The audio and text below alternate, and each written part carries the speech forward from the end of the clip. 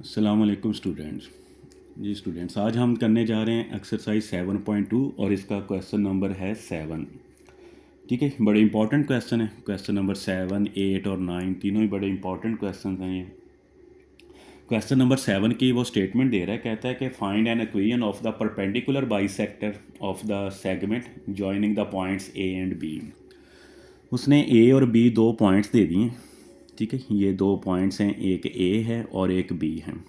कहते हैं कि इसके ऊपर है एक परपेंडिकुलर बाइसेक्टर। तो याद रखना है, परपेंडिकुलर बाइसेक्टर एक ऐसी लाइन है जो इन दोनों को दो बराबर हिस्सों में कन्वर्ट कर देगी, दो बराबर हिस्सों में चेंज कर देगी। परपेंडिकुलर भी होगी और ए और बी को हाफ भी कर देगी। ठीक है, परपेंडिकुलर बाइसेक्टर। परपेंडिकुलर का मतलब है कि एंगल 90 डिग्री, बाई बाई का मतलब होता है दो, सेक्टर का मतलब होता है काटना, यानी दो बराबर हिस्सों में कट कर देना। तो हमने ये जो परपेंडिकुलर बाइसेक्टर आ रहा है, इसकी हमने इक्वेशन मालूम करनी है कि इसकी क्या इक्वेशन होगी। इसकी हमने इक्वेशन मालूम करनी है। और ये ए और बी के ऊपर जो है ये परपेंडिकुलर आ रहा है। तो पहले हम क्या करेंगे कि ए और बी की स्लोप मालूम करेंगे। जब हम इनकी स्लोप मालूम कर लेंगे तो उस स्लोप का हम करेंगे उल्ट कर देंगे, तो वो इस परपेंडिकुलर बाइसेक्टर की स्लोप आ जाएगी। ठीक है, फिर हमें पॉइंट भी चाहिए होगा। तो उसके लिए हम क्या करेंगे, ये जो परपेंडिकुलर बाइसेक्टर है ए और बी को सेंटर से कट कर रहा है, तो हम इसका मिड पॉइंट फाइंड कर लेंगे, तो वो हमारे पास पॉइंट आ जाएगा। ठीक है, कंडीशन हमने ये बनानी है कि हमें एक तो स्लोप चाहिए और एक हमें पॉइंट चाहिए। अब हमारे पास फ़िलहाल दोनों चीज़ें नहीं हैं, हमने दोनों ही मालूम करनी है। एक तो हमने स्लोप पहले मालूम करनी है, ठीक है, और फिर क्या मालूम करना है, हमने पॉइंट भी मालूम करना है। स्लोप आ जाए, पॉइंट आ जाए, तो फिर हम इसकी इक्वेशन, ये जो परपेंडिकुलर इक्वेशन हमने इसकी मालूम करनी है, परपेंडिकुलर बाइसेक्टर की हमने इक्वेशन मालूम करनी है। तो पहले मैं पॉइंट मालूम करता हूँ। ए और बी पर मिड पॉइंट फार्मूला लगा दें, क्योंकि ये जो परपेंडिकुलर बाइसेक्टर है ये इसको सेंटर से कट कर रहा है, इसका मिड पॉइंट फार्मूला लगा देना है। तो वो हमें हमारे पास जो है वो पॉइंट्स आ जाएंगे। मिड पॉइंट फार्मूला हमारे पास होता है x1 plus x2 over 2, y1 plus y2 over 2। तो x1 आ जाएगा 3, x2 की वैल्यू 9 ओवर 2, ये आ गया 5 प्लस 8 ओवर 2। तो पॉइंट हमारे पास आ गया 9 प्लस 3 12, 12 को 2 पे डिवाइड कर दे तो 6, और 8 प्लस 5 जो है 13 ओवर 2। ये जो पॉइंट जिस पे आके ये कट कर रहा है, मिड पॉइंट हमारा आ गया 6 और 13 ओवर 2। अब हमें सिर्फ स्लोप चाहिए। स्लोप जो है वो हमने ए और बी से जो है वो स्लोप मालूम करनी है। ठीक है, तो स्लोप आ जाएगी। अब पहले हम ए बी की स्लोप मालूम कर रहे हैं। ठीक है, स्लोप एम मैं लिख रहा हूँ इज़ इक्वल टू, ये किसकी है, स्लोप ऑफ ए बी की ही है ये स्लोप। तो दो पॉइंट्स हैं, दो पॉइंट्स की स्लोप का फार्मूला हम इस्तेमाल करेंगे, वो होता है y2 माइनस y1 और x2 माइनस x1। तो अभी हमने लिखा y2 8 है, y1 5 है, 8 माइनस 5, 9 माइनस 3 आ जाएगा। 8 माइनस 5 3, 9 में से 3 माइनस करेंगे तो वो आ जाएगा 6 और इज़ इक्वल टू 1 ओवर 2। ये जो स्लोप आई है ये ए और बी की आई है। हमें जो स्लोप चाहिए, हमें इसकी स्लोप चाहिए, ये वाली स्लोप हमें चाहिए, इसकी परपेंडिकुलर बाइसेक्टर की स्लोप हमने मालूम करनी है। अब ये परपेंडिकुलर है, पीछे हम पढ़ के आए हैं कि जो दो लाइंस जब एक दूसरे के ऊपर परपेंडिकुलर होती हैं तो इनकी स्लोप एक दूसरे के उल्ट होती है, दोनों का प्रोडक्ट जो है वो -1 के होता है।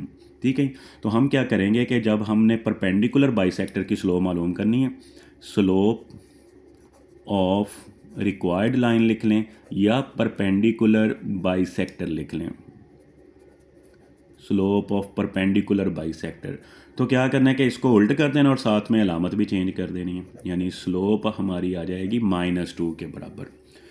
ठीक है, जो भी चीज़ परपेंडिकुलर होगी तो उसकी स्लोप जो है उल्ट कर देनी है और साथ में क्या करना है, माइनस की अलामत जो है वो लगा देनी है, यानी अलामत भी चेंज कर देना और उसको उल्ट भी कर देना है। स्लोप भी आ गई है, पॉइंट भी आ गए, स्लोप भी आ गई है इस परपेंडिकुलर बाइसेक्टर की। अब इसकी इक्वेशन मालूम करनी है, तो पॉइंट स्लोप फार्मूला जो है वो अप्लाई कर दें। पॉइंट स्लोप फार्मूला, ठीक है, पॉइंट स्लोप फार्मूला क्या होता है, y माइनस y1 m और into x minus x1। y minus y1। अब y1 जो है हमारे पास 13/2 है। m स्लोप वो -2 आ गई, x माइनस x1 जो है वो 6 है। जो हमने mid point formula, mid point जो मालूम किए थे वो हमने यहाँ पे पुट करने हैं। तो अब इसको सॉल्व कर लें। y माइनस 13/2, -2 को अंदर मल्टीप्लाई, तो ये हो जाएगा -2x और +12।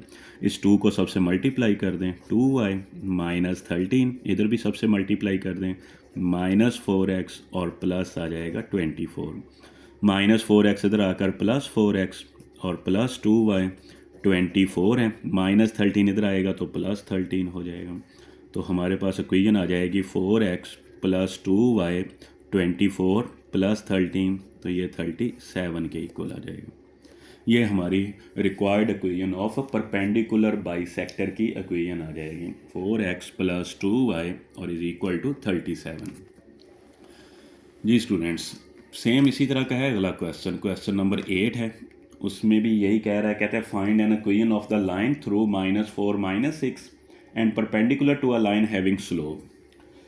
अच्छा जी, अब एक यहाँ पर हमें स्लोप नहीं मालूम करनी पड़ेगी, स्लोप उसने खुद ही दे दी है। ठीक है, जो पिछले क्वेश्चन में जो हमने ए बी की स्लोप मालूम की थी, फिर उसको उल्ट किया था, यहाँ पर उसने स्लोप दिया, हमने बस इसका उल्ट करके लिख देना है। ये स्लोप किसकी है? ये स्लोप इस लाइन की है। इस लाइन की जो स्लोप है वो -3/2 है। हमने जो इक्वेशन मालूम करनी है वो एक ऐसी लाइन है जो इसके ऊपर जो है वो परपेंडिकुलर है। ठीक है, और किन पॉइंट में से गुजर रही है? ये -4 और -6 में से गुजर रही है। पॉइंट भी उसने खुद दे दिए हैं, स्लोप भी दे दी है। हमने सिर्फ इस लाइन की स्लोप, ये जो लाइन है इसकी स्लोप मालूम करनी है। तो वो बिल्कुल सिंपल है, ये लाइन इसके ऊपर परपेंडिकुलर है तो हम इसको उल्ट कर देंगे। तो यहाँ पर हम लिखेंगे, हाँ जी, slope of required line, slope of required line. हाँ जी, इसको उल्ट कर दें और अलामत भी चेंज कर दें, तो ये हो जाएगी +2/3 हो गए। ठीक है, जो जिस लाइन की हमने इक्वेशन मालूम करनी है वो लाइन परपेंडिकुलर है, तो उसकी स्लोप, जो गिवन लाइन की स्लोप थी, उसको उल्ट कर दिया। पॉइंट भी है, अब स्लोप भी है, तो पॉइंट स्लोप फार्मूला अप्लाई कर दें। पॉइंट स्लोप फार्मूला, तो point slope formula y minus y1 m और into x minus x1। y minus y1 -6 है तो +6 हो जाएगा। स्लोप आ गई 2/3, x माइनस माइनस +4 हो जाएगा।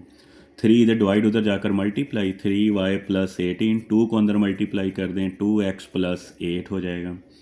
तो +8 इधर आकर -8, 2x + 3y इधर आकर -3y, तो 10 is equal to 2x - 3y के आ जाएगा। ये इक्वेशन आ जाएगी, इक्वेशन ऑफ रिक्वायर्ड लाइन जो कि परपेंडिकुलर थी, उसकी ये इक्वेशन आ जाएगी। इसी तरह है क्वेश्चन नंबर 9। क्वेश्चन नंबर 9 में उसने कंडीशन दी है हमें, कहता है कि find an equation of the line through 11 - 5 and parallel to a line with slope. अब उसने एक लाइन दी है, ये एक लाइन है और इसकी स्लोप जो है वो m इज़ इक्वल टू -24 के दे दिए। ठीक है, इसकी स्लोप -24 है। कहता है कि एक ऐसी लाइन की इक्वेशन मालूम करें जो इस लाइन के पैरेलल है। ये एक लाइन है और ये जिस पॉइंट में से गुजर रही है उसको नाम दे दें 11 - 5, और ये जो लाइन है वो पैरेलल है जिसकी स्लोप दी हुई थी। अब पैरेलल लाइन की स्लोप आपस में बराबर होती हैं। ठीक है, अगर गिवन स्लोप जो है वो m इज़ इक्वल टू -24 है, जिस लाइन की इक्वेशन हमने मालूम करनी है उसकी स्लोप भी सेम यही होगी, क्योंकि ये दोनों पैरेलल हैं। परपेंडिकुलर में स्लोप उल्ट कर देते हैं, अलामत भी चेंज कर देते हैं। पैरेलल आ जाए तो उसकी स्लोप जो है वो इक्वल होती है, दोनों लाइंस की स्लोप आपस में बराबर होगी। तो पहले तो हम लिख लेंगे कि slope of required line, slope of required line जो है वो भी -24 होगी, सिमिलर, सेम टू सेम होगी। तो point slope formula y minus y1 is equal to m और x माइनस x1। y1 की वैल्यू -5 है तो minus minus +5, slope -24, x minus x1 जो है वो 11 के आ जाएगा। तो ये आ गया y + 5 -24x 24 को -11 से मल्टीप्लाई करना है तो 264 के आ जाएगा। हाँ जी, अब कांस्टेंट जो है वो एक तरफ कर लें तो ये आ जाएगा y -24 इधर आकर +24x, 264 +5 इधर आएगा तो -5, y +24x, तो ये इज़ इक्वल टू आ गया 259 के इक्वल आ जाएगा। ये हमारी रिक्वायर्ड इक्वेशन आ जाएगी जो कि पैरेलल लाइन की है।